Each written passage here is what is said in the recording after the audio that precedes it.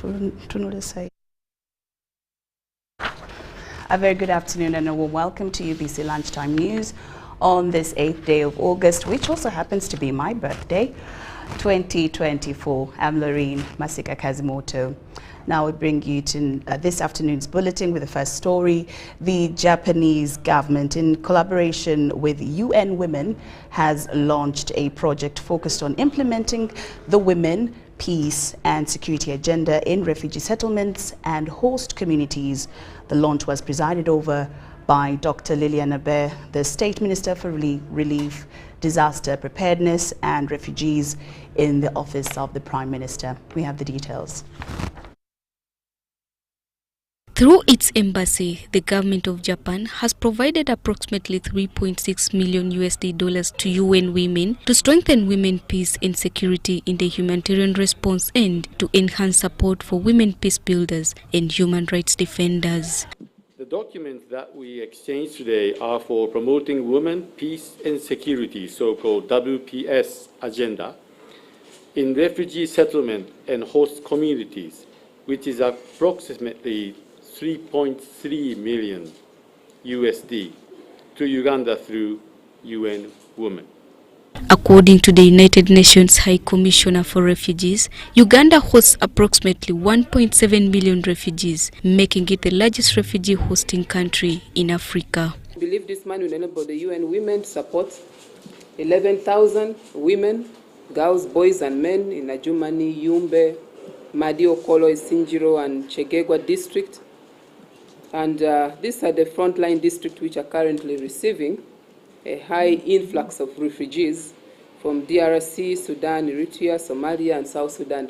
Paulina Chiwangu, the UN Women representative in Uganda, says there is a need to amplify the voices of women in humanitarian settings to ensure they have the resources and opportunities to lead and thrive. The need to elevate the voices of women and girls in relief and recovery.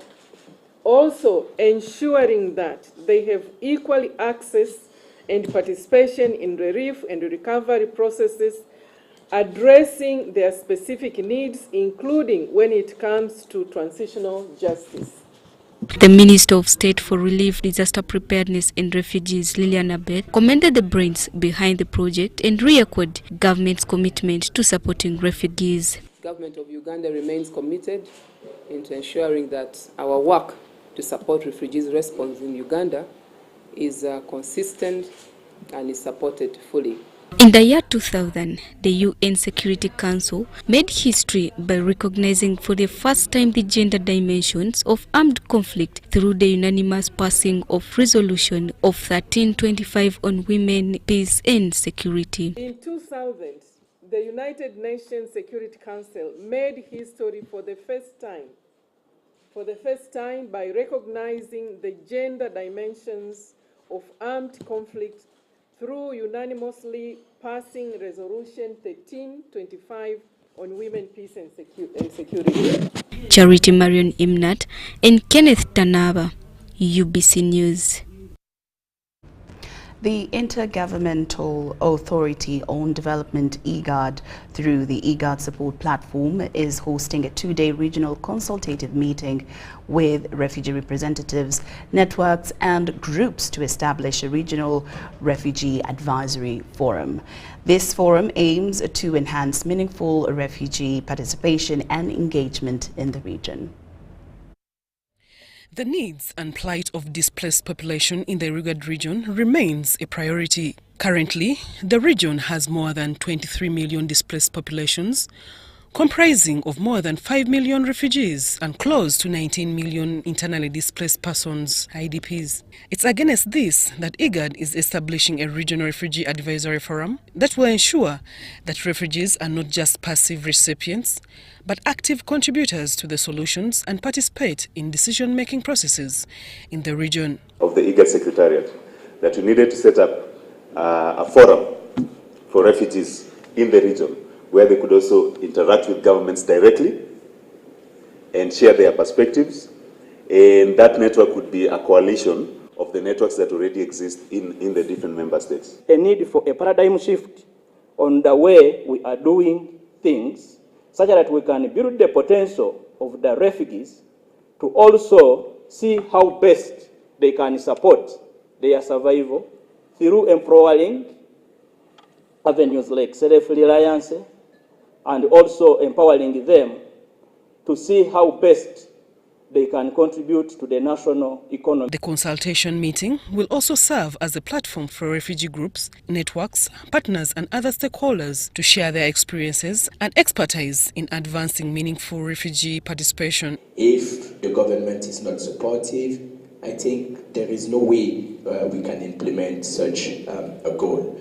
So we are always grateful for the open door policy of the government of Uganda. We are working hand in hand to ensure that refugees are always part to all engagement. Refugees face complex and multifaceted challenges, and to effectively address these issues, there is need for a dialogue and cooperation to draw unique insights and experiences of those who have lived in IDPs. The Refugee Advisory Forum will build a platform that is inclusive, representative and responsive to the adverse needs of refugees across the region. Yeah, we have so many challenges because you found that donor or government can decide without consulting us where we need education.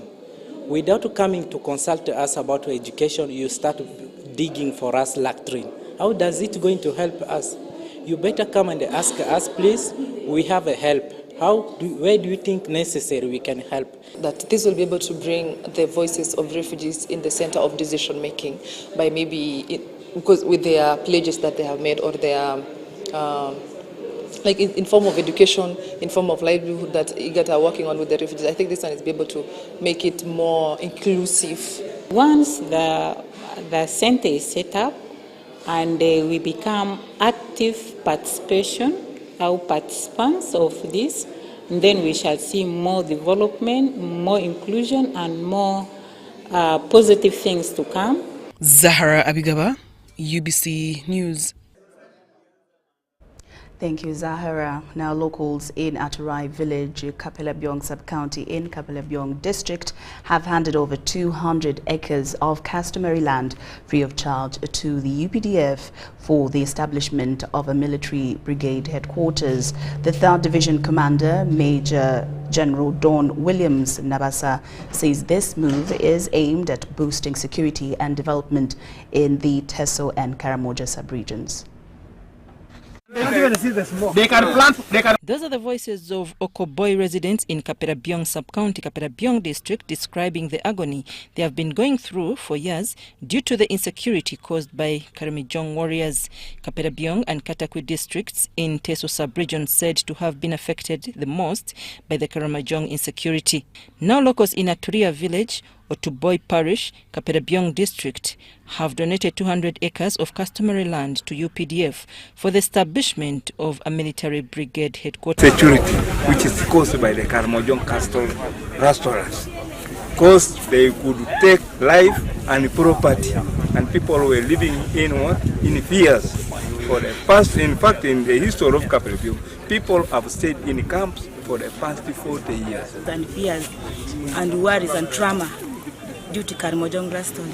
There were threats along the way. Here you would not even go a step ahead and you don't see any threat from Karamoja warrior. Now, with establishment of additional security infrastructure along the borderline, this will foster peace and security. This will enable the people of Kapelabyong, but also the people of Napak, who are not armed, who are peaceful, to enjoy peace like any other part of the country. And I believe that as one of the country leaders, the government should do the needful of securing people with their properties. 3rd Division Commander Major General Don Williams Nabasa says this will improve their operations. Especially I want to thank the people of Kapelabyong and specifically Okoboy for accepting to give the UPDF land free of charge. The UPDF, especially for the brigade headquarters. And where from your uncles here through Lions Bridge. This is the mobility corridor. To come with the health facility and the roads are going to be maintained. So far, the people of Okoboy, particularly where the barracks is going to be, had a challenge of transport and also the challenge of health facility. And borders Apeitolim sub-county in Napak, Ongogoja in Katakwi and Nyakwei in Abim. Formal handover of land was witnessed by Kaperabyong local government officials, 3rd Division officials and locals. I'm Nafka Farida and Morenega. The Directorate of Industrial Training at the Ministry of Education and Sports is conducting the occupational-based assessment countrywide. Over 10,000 candidates from 150 centers are to be assessed. The coordinator of workers practically acquired skills at the Directorate of Industrial Training, Nuayonjera Fiona, says this is part of the Skilling Uganda initiative, which aims at providing skills to every Ugandan. Uganda Rural Development Training Institute, with support from MasterCard Foundation, is empowering the youth with vocational skills as a way of addressing vulnerability among them. Over 10,000 youths from 20 districts of Uganda who have been undergoing 3-month skills training in tailoring, hairdressing, automotive mechanics, leather designing, welding and poultry farming are being assessed by the Directorate of Industrial Training. Uganda Rural Development Training Institute Epicenter Manager Mitiana Bira Grace says the imparted skills acquired by the youth will help them to be enterprising and self-sustaining. Main objective as URDT one is to ensure that the younger people are self-employed. To ensure that at least the younger person who have trained earns, our target with the younger person who have trained earns $1,000 annually. The coordinator, Workers Pass at the Directorate of Industrial Training, Nuayonjera Fiona, says this exercise is to verify the candidate's competency. She calls on the youth to upgrade to higher skilling levels. If they want to upgrade, they can come to DIT, register, and then DIT comes in for assessment, and then they certify their skills. The candidates hail Uganda Rural Development Training Institute for the program, which they say is providing them with long life skills. Been training them for 3 months. They have learned very many things. So, with a target of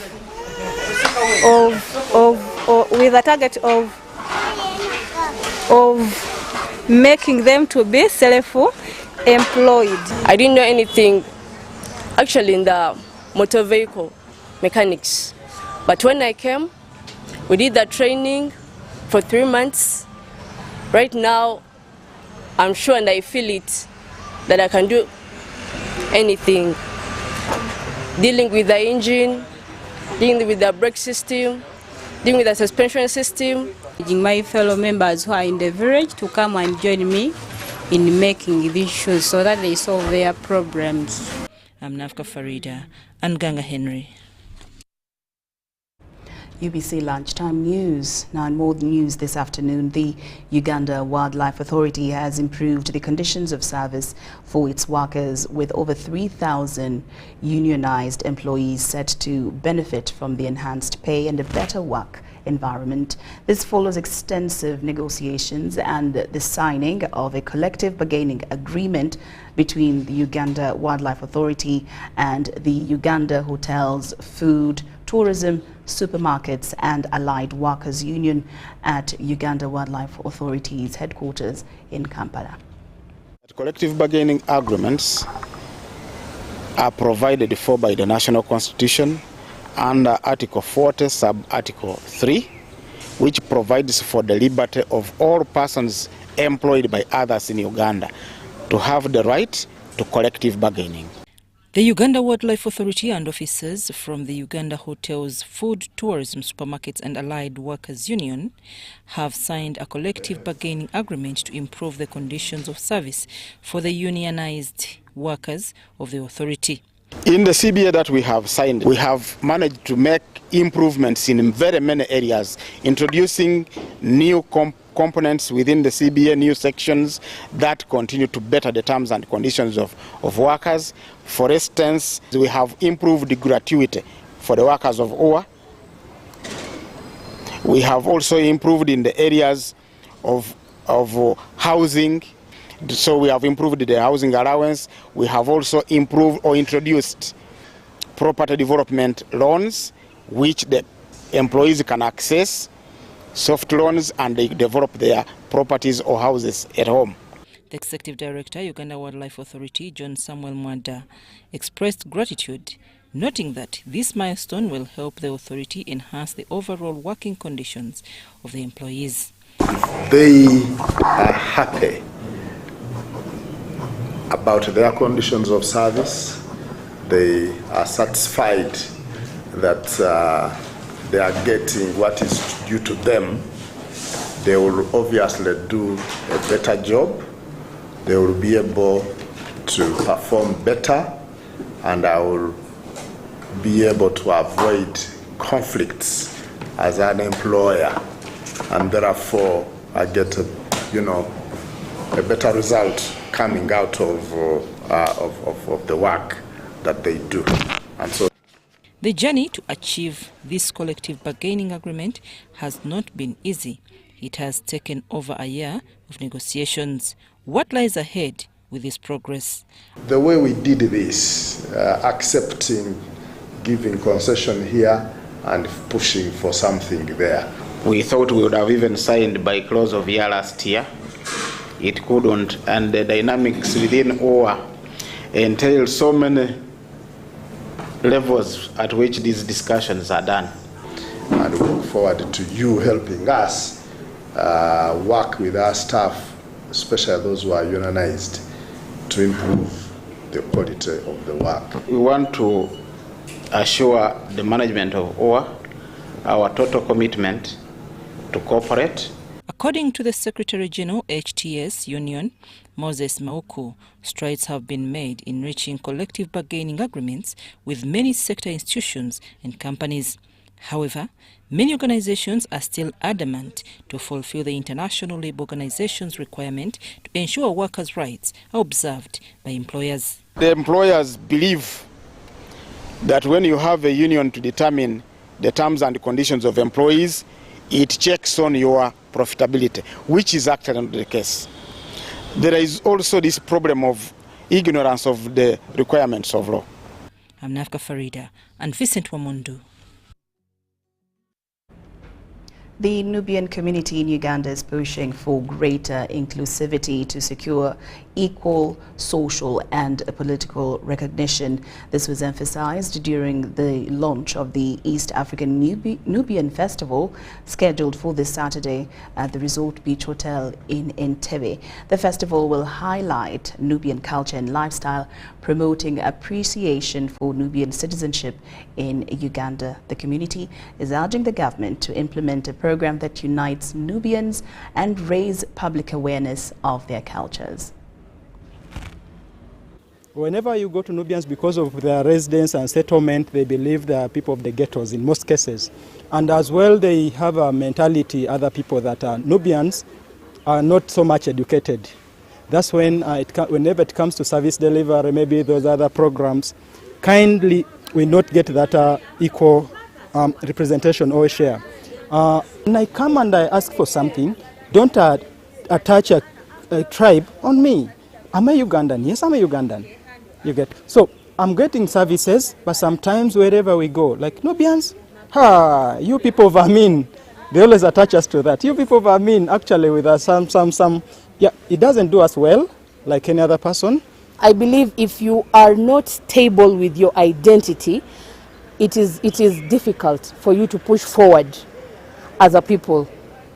You understand? Because you get sidelined mostly. Even when it comes to the passports, I think the passports, sometimes some people, it takes too much justification to explain that you are actually a Ugandan, which becomes a problem for people in my community.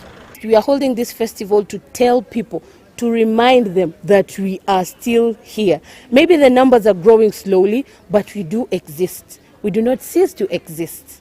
You understand? So it comes from this that we will get to grow. It comes from this that we will get to be involved, maybe, and get more recognition. usually we are played technically when it comes to the numbers. Why? Because they usually attach us to a particular sect. You understand? Like someone would say, "Abosibafe." The Ministry of Lands, Housing and Urban Development has launched the third edition of Uganda BuildCon International Expo. Exhibitors are coming from 9 countries to include Uganda, Malaysia, United Arab Emirates, Ghana, India, among others. The expo aims at providing a comprehensive platform to enable growth of the building and construction industry in Uganda. They hold sectors in various countries, purposely to promote the construction sector and bring new innovation to bear on the industry. This year, Uganda BuildCon International Exhibition will focus on architecture, building, construction, design, and engineering sectors. The trade show scheduled to take place at a multipurpose hall in Umasho grounds in Lukoko, Kampala, brings together both international and domestic players in different spheres of the building and the construction industry. The building construction industry is contributing 12% of the total GDP of Uganda's growth. So we have been organizing the third edition of Uganda BuildCon. As professionals, we have had a stall and an exhibition where the different professions are there to provide information freely to the general public. Ordinarily, we are paid for the information we provide. For this third edition, we're going to have a professional development training, what we normally call CPD. And the theme of this CPD is hinged around unpacking the latest trends in the construction industry. UBC Lunchtime News takes a very short break, but we return with more stories after these messages.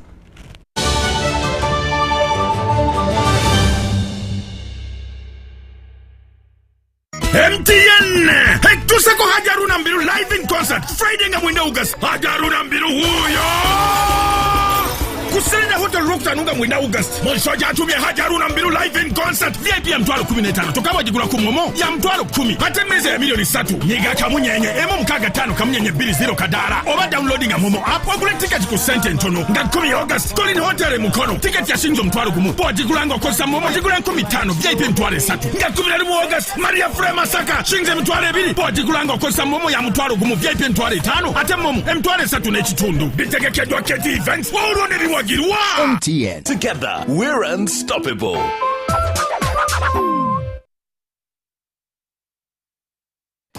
Uganda, are you ready to kick things up to the next level?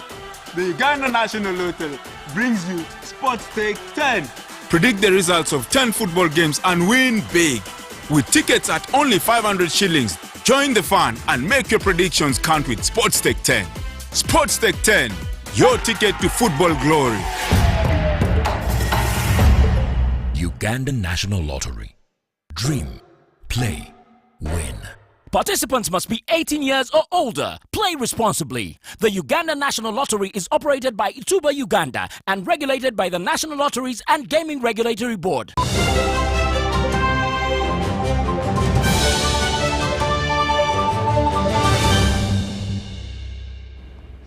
Welcome back from that break. And now into the business scene this afternoon. Bank of Uganda's Monetary Policy Committee reduced the central bank rate by 25 basis points to 10.0% for the month of August 2024.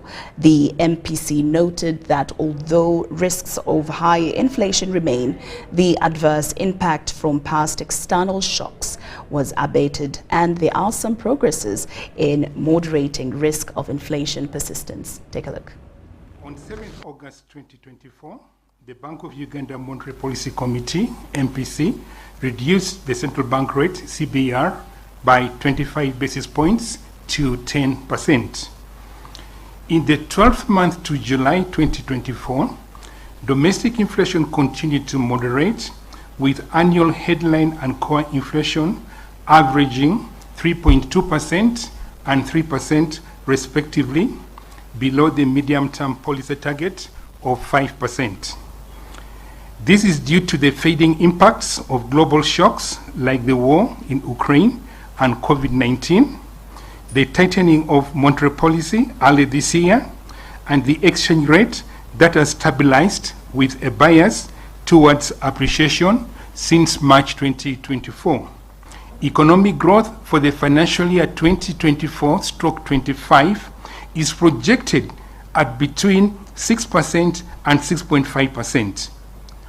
Over the medium term, economic growth is projected to be above 7%, supported by stronger private sector investments and government interventions, especially in agriculture and the global economic growth recovery.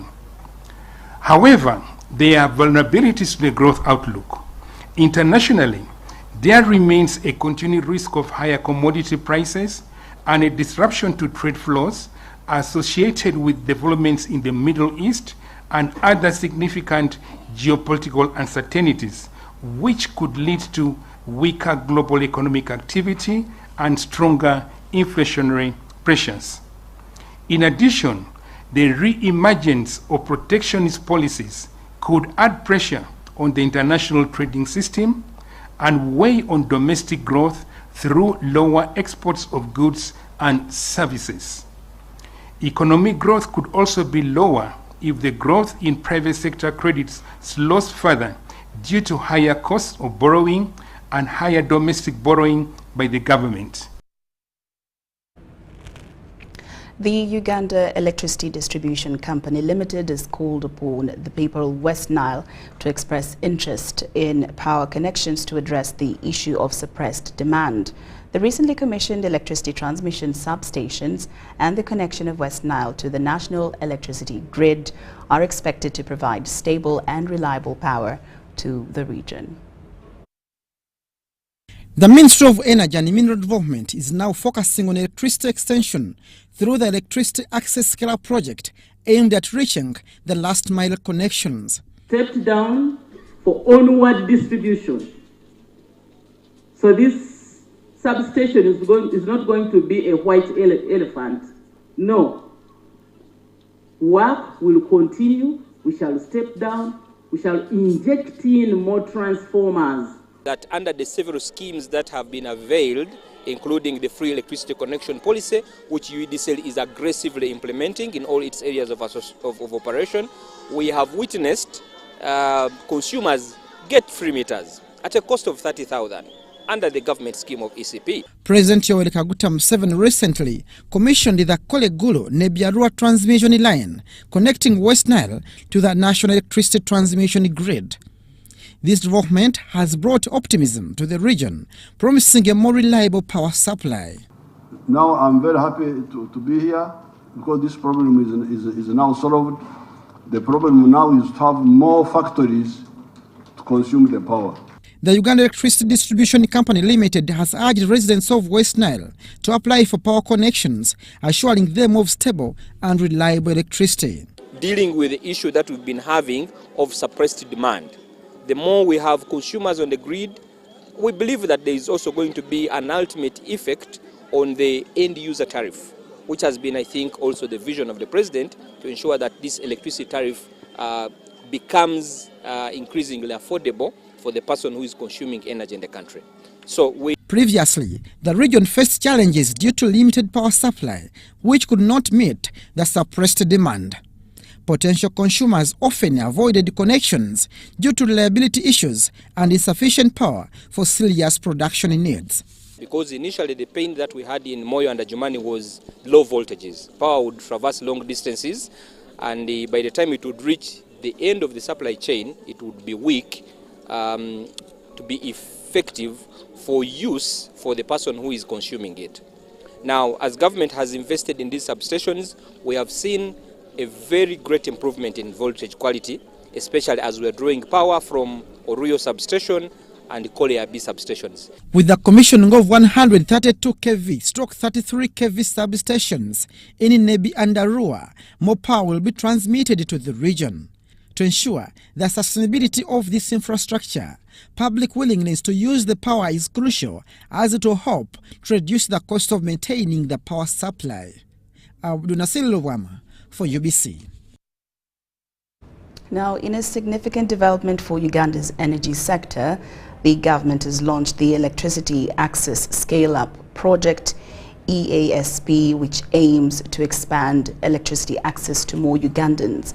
As a flagship project of the government, the project is expected to substantially enhance power accessibility across the country and is set to run until July 2027.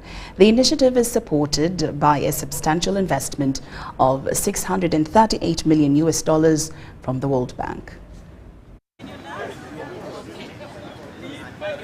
The Electricity Access Scale-Up Project is a transformative initiative by the government of Uganda designed to extend electricity access to households, commercial enterprises, mining centers, industrial parks, public institutions, and refugee hosting districts. The consumers need to be connected. That is when we shall be talking business. The industries in Arua and those that are coming up in Nebi and those big town centers in the region are going to consume this electricity. The schools, the health centers, they will consume this electricity, and we shall be happy because that is the business. The project is spearheaded by the Ministry of Energy and Mineral Development, which will oversee the expansion of connections and create infrastructure. As a ministry, we are committed to ensure we accelerate access to clean energy, but also reliable and affordable energy. We did launch the electricity connections policy, where we committed to connect 300,000, make 300,000 connections per year. And we are working towards that target.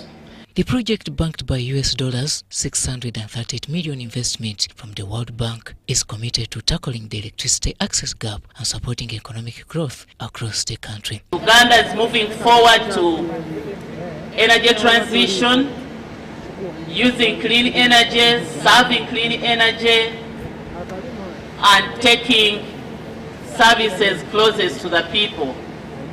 And so, like Oliver Twist, we will yearn for more because we have the potential to pay back these loans. It is a very big opportunity for us in Nebi that we are able to get power at that cheap price. Before, getting power was a tug of war. It could even reach $1 million to get power, of which some of us could not afford. Yet the business we are doing, some cannot even reach 5 million, and you have to pick $1 million from that money to connect power to your shop. So with this, we are really very glad we received power. Currently, there are between 5.5 to 7 million households in Uganda that remain unserved, with an electrification cost estimated at $3 billion. EASP represents a crucial first step in addressing these needs. Story compiled by Juma Samba for UBC News. Now, still in the energy sector, the State Minister for Energy, Okasai Opolot, has commended Makerere University for its transformative initiative aimed at increasing the uptake of clean cooking solutions in Uganda's rural areas to promote the adoption of clean energy. The objective of the initiative is to raise awareness of the need to transition from biomass dependence to clean energy sources such as electricity, biogas and others. The minister was officiating at the IGE Forum for the 2023-24 IGE Fellows. And tell them we need to protect our environment and do things for ourselves. Some of our interventions actually even go beyond just the surface, even the human resource. We have got to look at the base rock and so on, because we want to get into the technologies that the world is now advancing in energy, minerals, and petroleum. But we should be mindful. Having degrees is good, but having technicians is something which we should be thinking about. These fellows and the researchers are extremely important, especially as our population continues to grow. So if we have deforested the country when we are just 50 million, what will it be when we reach 100 million? We cannot overemphasize the importance of what is being done through the programs like this. And the objective were to create awareness about transitioning from biomass dependency to cleaner energy sources and to establish factors that can increase uptake of cleaner energy sources such as LPG, electricity, and biogas. And improve our country. Nobody will transform our country other than ourselves.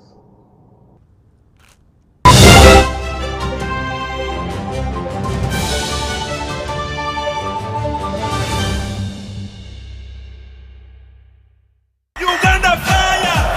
Endiba fire! Ababoda fire! Uganda! Thank you for showing your fire! Has Nambole Stadium opened its doors once again? Fire!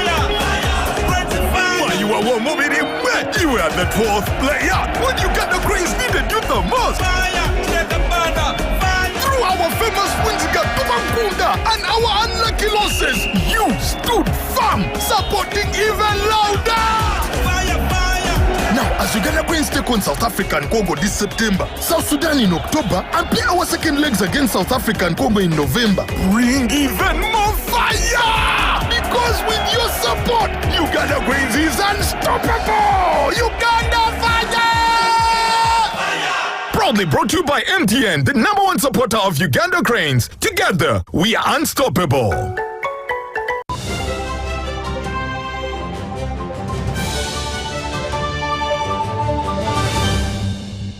Welcome back from that break, and now onto the international scene. The Mandela Washington Fellowship for the Young African Leaders Initiative has ended its 3-day summit in Washington. We have more on the fellows from Sub-Saharan Africa who visited the U.S. Capitol. During the 3-day summit of the Mandela Washington Fellowship, young African leaders networked with public and private companies, trained in civic leadership and public management with companies from around the country, and got a chance to meet with several U.S. representatives. The summit is a culmination of the yearly 6-week leadership program. Isabel Coleman, the Deputy Administrator at the U.S. Agency for International Development, and other representatives from the U.S. expressed how valuable the youth of the African continent are and why the U.S. continues to invest with YALI. You are part of an incredible alumni group as YALI Fellows.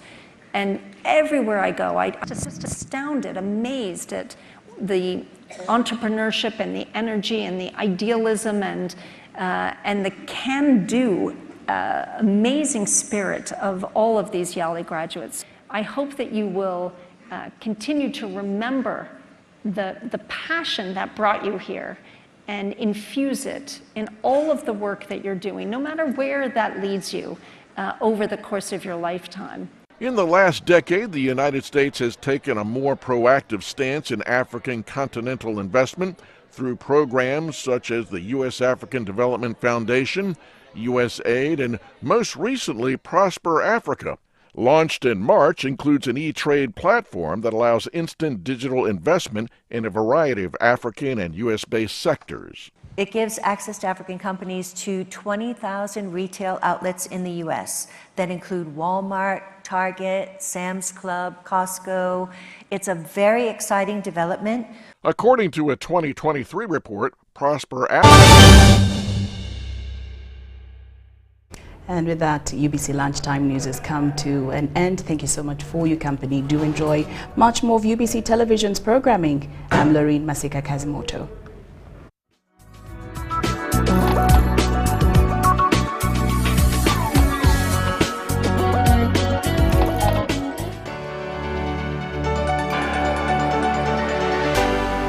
UBC, inspiring Uganda.